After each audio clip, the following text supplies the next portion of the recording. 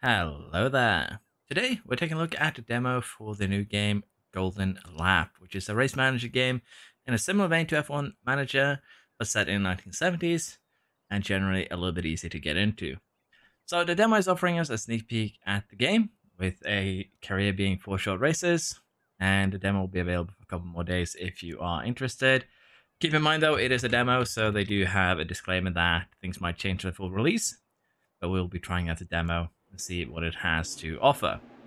So it's set in 1970s. They do not have, all the trademarks they need. Why we have Essolini, and in the demo we can either play as LeBron, which I would assume is McLaren, or BFC. So I think we'll do the simple thing here and choose LeBron, have a little bit more freedom, and see how the game plays. So we'll go with the good old orange team. First off, we need to actually set up our team in the 1970 preseason. We have $100. Currently, we're spending $14 on our car, and we're going to be picking a couple of drivers. So this game is pretty simplified in the sense that drivers themselves have trait, but other than that, they have speed and focus. Speed influences how quickly the car can drive around the track, basically how fast they are, and focus the chances of a good lap and decrease the chance to crash. Basically, the lower their focus, the more likely they are to slip up a little bit, lose a couple of seconds here and there throughout the corners. So honestly, you need to have a pretty good balance of both of these for, for a good team. And if we take a look at the traits here, we have business-minded. Basically, team qualifies for the next highest sponsor tier. So better sponsors with this man on your team. We have reckless, which makes them more likely to crash. Pretty common, honestly. Then we have Rainmeister, know how to navigate wet tracks efficiently. We have Personable, pleasure to be around. They make their engineers better. We have aggressive drivers that have a bonus to overtaking. We have handy drivers who kind of repair their cars themselves, give you a bonus to reliability. So as you can imagine, there's a bunch of different kinds of drivers that can make things a little bit interesting with their traits. For instance, this guy is a quali master, and they get an extra +2 bonus to focus on their qualifying. Now, as I said, we want someone who is kind of balanced. I think we'll pick Luigi Moretto here. He's 7 speed, 6 focus. He has handy as well as personable, so both of them are positive traits. And the other guy is I'm kind of tempted to take the Swede here, honestly. Our neighbor. I don't think there's any Norwegian here. Nope. So we might take the Swede, or we might go for Britain. But honestly, I think we'll nab the Swede. I think that would be a fun one. So they are going to be our 2 drivers, which means that we just spent almost $50, half our budget on the drivers themselves. And next up, we have to pick an engineer. And they as well have traits, as well as 2 main stats, expertise and precision. Expertise influences the performance of the car parts they build. Basically, your engineer is your entire engineering department. And anything that has to do with car parts is your engineer responsible for. As such, they're actually an incredibly important member of your team. Secondly, is precision. Influence the reliability of car parts they build. So basically, expertise is performance, and precision is reliability, and then the traits come on top of that. In this case, this man is a design master, and every part gains an extra 200 performance added to the final result. Now, of course, we want to, try and see if we can find someone who is not only a design master, but has other traits. This guy has power hungry, 200 performance added to the engine. This guy is an aerodynamicist, 200 performance of the chassis. He's also avant-garde. He loves experimenting. Basically means that he has a 10% higher limit and a 10% lower limit when you are building basically experimental cars. That's how I kind of assume it is. Basically, you have a higher high, but also a lower low. So basically more risk. So there's a bunch of interesting, traits here, but I think honestly we're just going to be a little bit boring here and go for Ian Fraser. He has the design master, he has power hungry, and as such, he should be a fairly decent man, an Australian man with this style. You can't go wrong with that. And up crew chief is basically a pit boss. So speed influences the time it takes to perform a pit stop, and skill influences the chance to the pit stop to be successful. Basically, this is the error, this is the speed, this is how fast they go. And then we have traits like rubber strategist, tires were 10% slower, and Butterfingers for this guy, so he's prone to making mistakes, which is not great. I think we'll try and find someone who is a little bit better. This guy's a wet strategist as well as rubber strategist. Um, Yeah, I think we'll just go with this guy. He seems pretty easy. This guy is a rubber strategist, but he's also, a risk taker. So we'll just go with the Brazilian, play it a little bit safe here. But again, trades can make things a little bit interesting. And of course, you have the speed and precision. So it's a little bit of an easier system to ease into. There's not really too much you need to worry about. It's just two stats. And then if the trades complement those stats, so that makes your choice a little bit easier. In our case, so we've already spent almost all our budget. We only have 14 bucks to spare. And as you can see here, we do have the bonuses here from Design Master. We get a 200 bonus to a chassis, engine, and handling. Car is also made a lot easier here by us having the engine, which affects acceleration, chassis, which affects total speed, and handling, which affects braking and cornering. So, car itself is also just very simply reduced to three different parts, making it a lot easier to manage. And honestly, it's kind of good for a game like this. It is trying to cast a net for a wider audience, I believe. So having it be somewhat simple and easy to understand is definitely a boon for that. Now, the final part that we have to figure out before we go is what we want to go for this season. We can go for a conservative build, which will give us a lower average on terms of performance, but a very good reliability. It's basically we're going with the old and tested. It's not going to be innovative. It's not going to be very, amazing, but it would give, good reliability, unsurprisingly. We can go with a balanced approach where we're trying to have some, benefits while also losing a little bit of reliability in the process, or we could go full on experimental, where we could have huge gains, but also, as you can see, a 2-3-3-2 is the lowest that we can roll with any of the others. But if we go experimental, if we are very, very unlucky, we could end up with an absolute, poor car. But I would assume what this signifies is that we have a lot of potential that we can unlock over the course of the season. With balanced, not so much. With experimental, we get an extra 200. And keep in mind, we get 400 here from bonuses from my engineer for the engine and 200 for the other parts. So that's actually kind of huge. And also the reliability, that is a little bit of a concern, but I think we'll go with experimental. It just seems the most fun to me. So with that, we have 12 bucks to spare. I don't think we have anything else we can invest it into, so we'll just jump into the next step, which is actually choosing a sponsor. So we're expected to finish second, so I think we're going to go ahead and choose a sponsor that gives us the lowest race income, but the highest race bonus. As long as we win, we get that. We could be a little bit safe here, go with this guy. As long as we finish fourth or above, we're going to get 11 bucks. And honestly, it probably would be good because we get 12 bucks if we win. So just losing out in one race is enough for Stoppy here to probably be better. But we're going to go with Vice just because I have faith that we can win. I have hopes. So it seems to be roll actually fairly good here. 2,904, 2005, 2008. I'd say that are pretty good. I believe 30. Again, we could have rolled 2,200 if we were really unlucky. So we're 500 over our estimated lower. So I think this is actually an insane roll, honestly. If we try and build a new engine, we could potentially get 500 boosted there. Chassis, 300. Handling, 300. So we still actually do have a decent amount to go on here. But honestly, we do have the best gains on the engine because, our man here is the best on engines, but at the same time, it's more expensive than building handling or chassis. And I do believe that the cost for these parts are also kind of decided on the current performance. So if you have a part that is well performing, in our case, 2,500, it's going to cost us 8 bucks, 2,800, 11 bucks, 2,900, 12 bucks. So I believe that's kind of how they've balanced it a little bit with the parts, that the cost here to make a new one is actually higher the higher your performance is, to kind of allow other teams to catch up a little bit. We also have the option here to upgrade our performance a little bit here. You can kind of see that 7 to 8, as well as a little bit of reliability upgrade. That costs us 3 bucks. And honestly, well, I don't think we really need it right now. I think I want to try and build a new engine just to see how that works. Let's go ahead here. Build a new engine. Pretty ugly placeholder text. There should be an animation. And our new engine is 3054. So we got a pretty significant 150 boost there.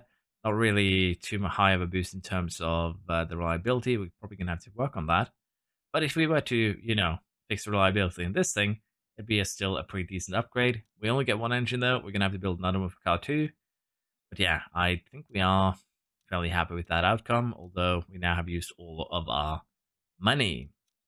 But yeah, other than that, we have the calendar here. We can actually have a look at the 4 races that we have available for us. We have Retorcido. Uh, is this the old? Is this the old Real Madrid track? Maybe. This one is pretty straightforward. It's supposed to be Monaco. Button Shop. Is that supposed to be Silverstone? I'm not too knowledgeable about old tracks. I might be, stepping the salad here. Give me some slack. But this one does seem to be Monza, unless I am, getting confused about the Italian tracks again. But yeah, they all have their own traits. Spain here, arid, as well as a narrow track. Overtake chance and engine performance is not as well. Overtake chance -25, engine performance -25, crash chance +20. So harder to overtake. Engine doesn't have much of an effect, and well, we could crash more. Casino, bumpy, crash chance +20. It's also narrow, more crash chance. In Crown Jewels, iconic track shows up on every calendar, and the sponsors pay out more. So that does kind of tend to give me the idea that maybe the calendar is randomly rolled each season, and Casino here would be one of the guaranteed ones to show up. But that would kind of shuffle the calendar each year, which could make things a little bit more interesting, honestly. Now, this is a demo, so I would assume there's going to be more than 4 races in the main game, but we'll have to just wait and see for that. So a wide track gives more overtake, more important to have a good engine as it gives +20 to performance.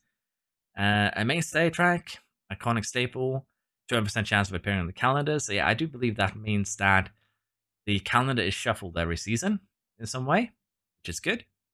And it's very likely to be wet because, of course, British Isles. Potenza, also a mainstay. It's a wide track, same as Button Shop here. And it's a dangerous track. It wasn't built with safety as a priority. 50 crash fatality chance. Could have they actually put driver deaths into this? Okay, that's kind of wild. Honestly, that is kind of wild. But for now, we are just going to jump into the first race. We'll have to see how far we get into this demo. But honestly, I'm thinking we do maybe 1 or 2 races, and then we'll see. Maybe I'll finish off all of them. Depends on how long they take. So with that, we're going to jump into the first race here. And I have done a couple of quick races just to see how things work. So go through them. You have your traits, the duration of the qualifier here, the times available, and the forecast, which is sunny. And the way that they've set up quali here is very interesting because you're basically doing quali and practice as one. And what I mean by that is very simple. First, we send our car out, both of them out immediately, like so. Excuse me. And they'll just do a very classic, quali run here. Out lap, and then they'll do a full speed run. And then once they've done their full speed run here, they will be pitting back in. And we've already done a pretty good run here. 7 seconds out of third. And our boys are back in the pit. And this is where I'm saying that they've done practice and quali in one. Because if we press send out now, what we can do is actually tune our car. And as you can see here, we have these yellow hexagons that kind of signifies how costly it is to do a tuning. And under our boy here, Fraser, you can see that we have 17 out of 20 ability points. So each time we want to tune the car, we have 17 ability points available to us. And if we click this, it's going to cost us 5 ability points, but we get 13 extra performance on our chassis. And we can keep on doing this for basically all of our components as far as we wish. And honestly, if you remember, engine is getting less effective track, so we kind of want to focus on getting both our handling and our chassis in a better space. And once you've done the tuning, you just send the car out again. And we are, of course, going to do this for both cars. We actually had a 16 there on a potential 20. That's actually kind of huge. Just a 5 plus 2. Not the best tuning there, but it happens. And as you can see here, you're going to be doing this probably 4 or 5 times for each track because we have done one run. We're currently doing run number 2. And as you tune your car, and more importantly, as your rivals also tune their car, they'll start catching up to you. They'll start having better laps. That is going to make things even more, well, let's be honest, interesting. We hit 10. We hit some good tuning there, honestly, for the handling aspect. We'll take that. And we'll do the same for the other car. Unfortunately here, not the best, but we'll focus on getting handling up, I think. Still a little bit behind the other car. It is what it is. But this is a fun little mini game that you can do for quality and practice. Which honestly, I could see this becoming a bit tedious in the long run. But it is an interesting and kind of a refreshing take on it, I'll have to admit. So I do enjoy what they've done with this. It's as I said, it's a different way of doing it. It's an interesting way of doing it. So honestly, I'm all for it due to that. But yeah, let's see here now if we can maybe maximize out one of those categories. Because we probably have one, maybe 2 more fixes, if you will, for us. There we go. Both cars are back in. There's a bunch of beeping when they return. And what I am thinking we do here is, as I said, I want to try and maximize handling. See if we can get over 85. Oh, we hit 91, and we're no longer allowed to do more. So you can go above. Okay, that's good. And as I said, engine is not as powerful here, so we want to tune our chassis instead. And handling is up to 3,300. That seems a tad overkill. Or does this track give us a handling boost? I honestly don't know. I'm a little bit confused there. But yeah, we hit 91 for the other one as well. Maybe we can tune a little bit more. Maybe we can get the chassis up and running too. Because if we're fast now, we'll be able to tune the car once more after this run before the end of the session. So we are currently doing our final runs here. Holgersson is currently in charge. And let's just put it like this. We are 6 seconds ahead of third. That's pretty massive. And qualifying is complete, but even if it is complete, we can still go ahead and sneak in. Last bit of tuning here, and we did hit the chassis up to maximum as well, so we'll take that. And can we get the final car done too? We can. Question here now is, can we sneak this guy up to... couldn't break the barrier there, unfortunately, but still, I'd say that is a pretty good good amount of tuning done. And with that, we're looking very, very good for the race. Yes, pole position. Woohoo, I got pole. And it's very, very happy. But yeah, this might be a little bit overkill for our cars. Because I'm pretty sure we roll pretty high in the experimental as well. And if the Assolinis roll a little bit lower, they're going to have a pretty pitiful time. So the way the tire strategy works in this game is that you can't actually plan, as far as I know, more than 1 tire at a time. Basically, we choose what we want to start on here. In our case, we're going to start on the mediums. Then we choose if we want to push or if we want to be conservative. As you can see, if you hover over, it tells you what they do in terms of tire wear and speed. And we're just going to do what we usually would do, which is push and high acceleration at the start of a race.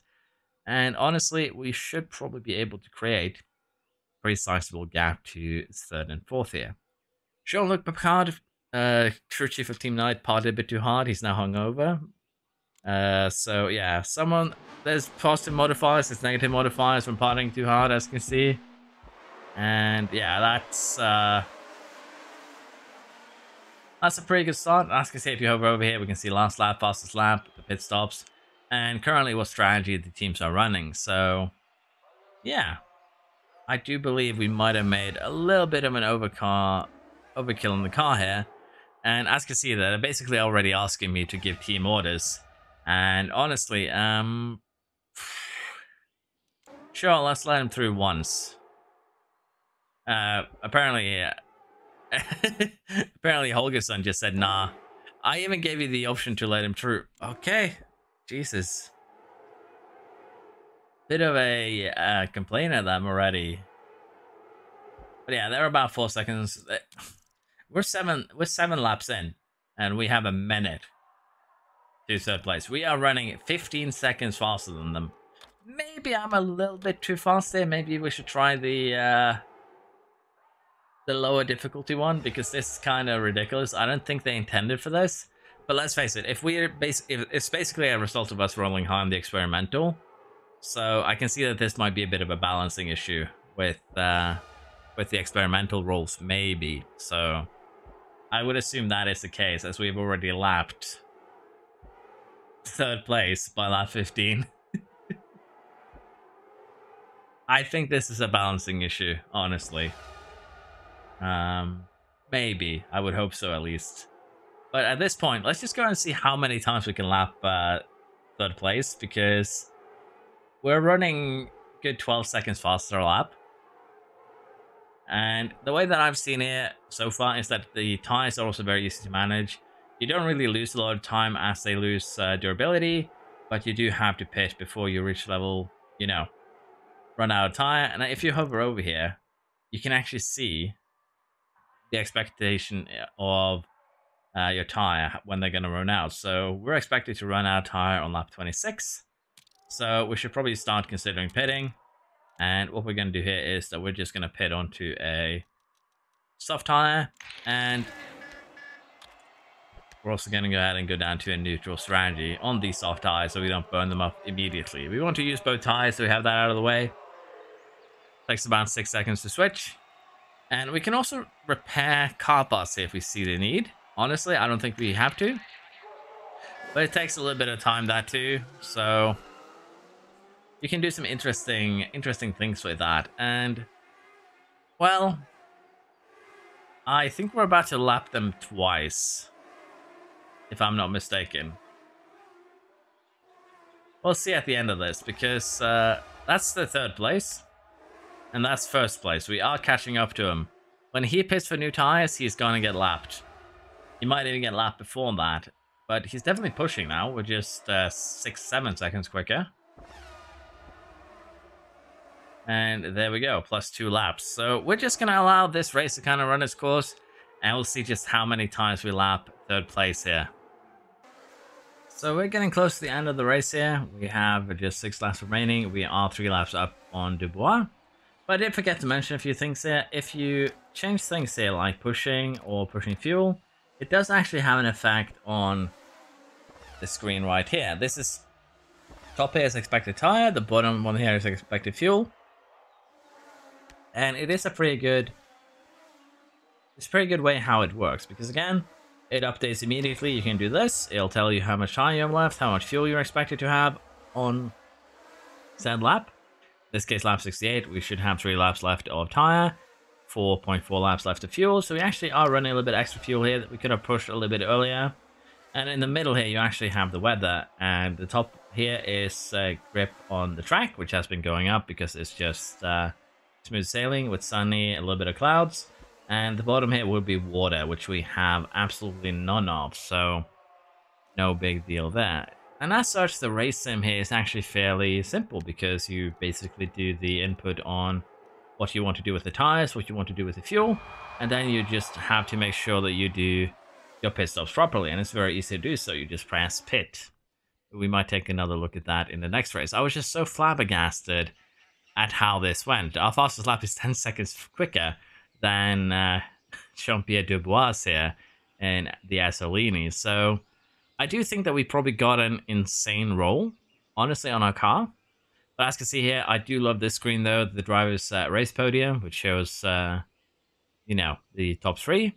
Then we have our standings, and of course, the sponsor results. So, as I mentioned here, I do believe that we roll a fairly insane car. The average on this one is 28.15, 27.65, and I do believe that we'll do one more race. Oops, I clicked... That was my bad. I clicked forwards a little bit too quick, but we'll do the classic, if you will, and then we're gonna go back to the menu and just take a look at what the balance roll would have been. So let's see what we can do at Circuit Casino. We are gonna send them out and do the same little mini game. It is Again, pretty straightforward and simple. It's a bit of a fun one. And this one is also narrow, so engine is not as powerful here. It's also bumpy, which means that we have a 40% increased chance of making errors. So let's try and avoid doing, well, just that. And of course, as I mentioned here, we'll be tuning with an intent of getting handling up and getting our chassis up. So those two are going to be the main focuses here. As we send the car out again, and car 2 comes into the pits. Ooh, we hit a +10 there, +6. Pretty bad rolls there on the random rolls, but honestly, hitting the middle of the dice is honestly pretty acceptable. If you have 0 to 20 and you hit 10, it could be worse, it could be better, but honestly, that's probably the average that you'll end up hitting anyway, so not really a big deal. I do kind of also enjoy the fact that they do have the beeping when you do pit, so that the game slows down, you can take a look at what's going on, making your life a little bit easier. +12, +10, we actually hit the full one there. Guess we should be happy with that. Yeah, honestly, I should probably focus one of these two and not just split it between them. Max one out and then max the other. I think that might be better.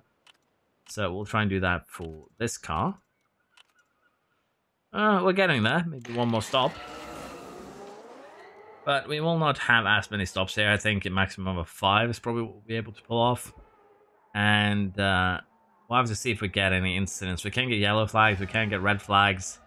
So with that in mind, we could have things that are going to limit our running. Let's just put it like that. 4 to 15.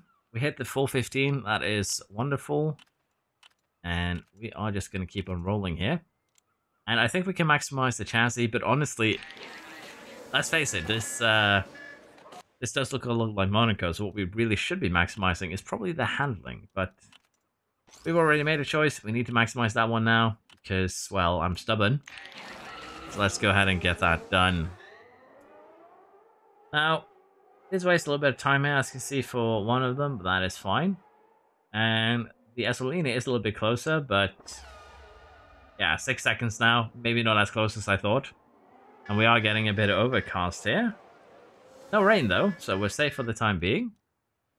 And while we can send the cars out again, I don't think there's any point, because the lap times are pretty high. 2:37, so we're just going to do the final tuning here. No point in sending them out, as I mentioned, because we'll not be able to complete a lap. So we'll just allow the qualifying to run its course there. But yeah, this should be another 1-2 quali. 4.5 seconds ahead. We have, I believe this is the 3rd rated team with more Stan here. So it could also be that Esolini we roll very high on our car, and the supposed best team has rolled low on their car. And I do believe that is probably what's going on here. Because as I said, after we've done this race, we'll take a look and compare. But it is interesting for sure that it works like this. So we're going to do what we did last time, of course. Just go full and aggressive, medium tires. Let's see what we can do here. Some crew chiefs haven't partied too much. Esolini's crew chief feels invigorated, so they get a +1 bonus. That's all right by us. It's not going to affect us much.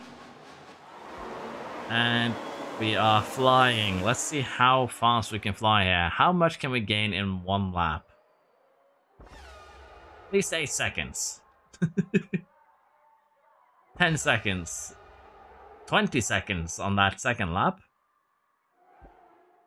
Yeah, this might be a little bit too insane again. So we are going to allow this race to run its course. But as I mentioned here, if you want to pit, it's pretty straightforward. It shows you the new tire, what you can expect, and also you do have the option here to repair your components if you feel the need.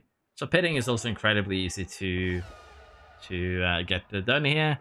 Not really anything that is challenging in any way, shape, or form. And I do feel like this game is made in the hopes of reaching out to a wider audience. So it has a little bit of it has its features simplified a little bit, but it's a good thing in this kind of game if you go for it. So I'm enjoying it, something that is quite different from F1 Manager at this stage already. So with that said, I think I'll allow this race to run its course, and then we'll have a look and see, as I mentioned, if we did roll incredibly high. So the second race there too was a bit of a breeze. We did lap the field 4 to 8 times here. We had a DNF, but no flags. So yeah, pretty relaxing thing altogether. Not really much to say. Now, I did kind of not really show off how much you do in terms of making new parts, but as mentioned, you can build new parts by just straight up paying for it. Doesn't seem to be any limit. You can upgrade both reliability and also performance by, paying for it with upgrades like this. You are limited on how much you can, do in terms of upgrades. This one will cap out at 3154. So you are limited on that, but you can build new components for anything. In fact, we could go ahead if we wanted to and build a new chassis. Again, it's supposed to be an animation. It isn't here yet. We get a 2695 chassis versus our 2575 that we currently have. We are just going to slap that new one on car 1 for the time being. And as I mentioned, the average that we start off with here, 2765. I do want to go back to main menu. And kind of what I want to take a look at here is we're going to roll another career. And I'm just going to make it very simple. Call it MB. And what I want to see here is if we can roll the same one. So the drivers are kind of settled, like you don't get new ones. So we're going to pick the same ones. We are going to pick the same engineer. I believe I can remember who he is. It's the Australian. And we're going to pick the same crew chief here, which is Silver. So there we go. We have the same car. And as I mentioned, we did roll incredibly well. So if we went conservative, we're already 250 points ahead of conservative. If we were to go balanced, we basically rolled the maximum that we could have gotten under balanced. And even if we went experimental, we rolled a good 550 points above the lowest roll. So we did hit fairly high up there. But the reality situation is we could have hit even further up. So the engineer has an insane effect on the car for sure. And I just want to see here, if we roll again now, what kind of roll are we actually going to get? This time we roll a 2372. And honestly, I'm tempted to just do a race with this, just to see how different this is going to be from our previous roll. Are we still going to be able to 4-lap the Ferrari team? I do kind of doubt that. So let's go ahead here. And honestly, what we're going to go ahead and upgrade is the engine, although it's not really the best thing. But as you can see, it's quite cheap to upgrade it right now because of the fact that it is so weak. It just costs $6. So what we're going to do is actually build a couple of new engines, 2450, and they became more expensive. Let's build a chassis instead then. And 2260. So I'm going to give both of these to car 1. That brings the average up to 2411, 2372. And I do like this system because it's very easy to understand for a new player. There's nothing too super complex here. The numbers don't lie. They tell you kind of what you can expect. So I do kind of like the system they've chosen here. It is very, very good for getting new players into it. It's extremely easy to understand. So it is a good way to do this. Of course, there's a lot of people out there, myself included, with a lot more complexity. But let's face it, this game is not really made for the players who want an insane amount of complexity. It's made for those who would like to just sit down and enjoy this in, their own time. And honestly, I can respect that. It is made for a wider audience. That's the way at least I see it. So that shouldn't really come as a surprise. So we're going to quickly go ahead here and set up the car. And I am going to go ahead and just set up for chassis and handling. And I'll get this done quick because we are spending a lot of time here. And then we'll see how we compare to last run. I'm actually going to see here on this first run how we compare. So it's still quite a lot ahead, honestly. But the Ferrari did squeeze in between us. That's at least good news. It does kind of hint towards them, getting back at us. So that is good to see. And honestly, if we are more equal now, this would probably be a lot more fun to play. But honestly, if there is a random element to it too, I could see taking like the lowest team to the top in this game being quite fun. So I'm actually already looking forward to the full release at this point. with kind of, randomized calendars, with a little bit of randomness, honestly, to development. But honestly, I think this would be what I would kind of look at as, you know, acceptable randomness, good randomness. I don't know how to put it. It's kind of randomness that keeps the game interesting. Of course, it's probably this kind of randomness wouldn't really work in F1 Manager, but I can see it working very, very well in this game. So I'll get the quality over here, and we'll see how we do in the final run. We're still ahead by a fair margin, which is a little bit surprising, but it doesn't seem to be as bad as last time around. And we'll see here if the other teams kind of catch up. Could also just be that the other teams are bad at tuning. Let's say that they tune their engines while we do not, because again, no point tuning engines around this track. You lose engine performance. Okay, I probably didn't do that the most optimal way anyways. Oh, never mind. Dubois has caught up. Pellegrini has caught up. Okay. Friday is improving though. Okay, we're back to 5 seconds ahead. Maybe I was a tad too hopeful here. We'll see. We'll have time for one more run.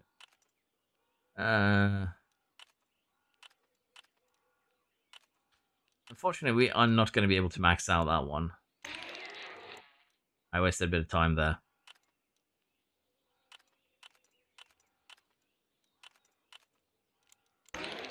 That is unfortunate. Yeah, let's see what we can do here. If they get closer or not. Another couple of purple sectors there, 3 of them. And we can actually tune at least Moretti's car, because it came in first. But I think the second car 2 here comes in, it's actually just going to end. Or the lead car. Oh, we can actually sneak in a tuning here. Ooh, did we just get a negative tuning result? I think we did. I didn't see that proper, but that was a bit interesting. Did we go so far above? Oh, I think I understand now. So basically, okay, I think I understand why we were crushing them so hard. So tuning here seems to be a very easy thing. Like your goal is to hit the golden zone. If you hit the golden zone, you get a larger boost. That makes a lot more sense. It's stupid of me to not have realized that. But yeah, if you hit the golden zone here, that is actually your goal, is to hit the golden zone. You get a larger boost to your car performance. You can actually see it here because we have 2390, 3620. And honestly, that is probably the main reason why we crushed them so hard last time around. Because we got 2 golden, I believe, for both tracks, maybe? But that definitely is playing a huge part in it. You get a incredible boost by getting the tuning into the golden era. And if you go above gold, you actually, lose a bit of your, potential there. So that's actually kind of interesting to see, honestly. But yeah, we're just gonna go ahead here. We're gonna speed along. Let's see if we can actually, run away from the rest of the grid again, like we did last time. And if we do, we might just call it here for today. And it does, in fact. We're running away, but not as amazing as we did last time. It's a lot closer. So I think it was I'm gonna just tell them to fight it out. I think was a combination last time of not only the fact that we did roll the yellows, but also the fact that we did roll a high roll. But still, it's a little bit too overpowered at this stage. I am kind of tempted to go ahead now and play with the 7 rank team. Honestly, I think that could be fun. But yeah, you do kind of get the idea here. The game is a more casual one. It is very interesting though. I'm looking forward to seeing the full release. And maybe we'll be able to do the 7 rank team and see if we can actually win with that. Because I think it might be possible with the actual huge boost that you get from getting your setup right. So yeah, it's an interesting mechanic, honestly. It might need a little bit more balancing, honestly. But yeah, it's a demo. It is a, first try of the game. It is going to be available for a couple more days if you're interested yourself. And if you want me to try the 7 rank team rather than the 2nd rank team, let me know and I'll try and get it done before the demo goes, runs out, because it's just available for 2 more days. So let me know what you think. Hope you've enjoyed this quick look at Golden Lab. It does seem to be a fairly interesting game. I do believe that I might enjoy it a little bit once the full release comes out. I'll definitely be trying out then. Again, thank you for watching. Hope you've enjoyed. Hope to see you next time. Bye bye.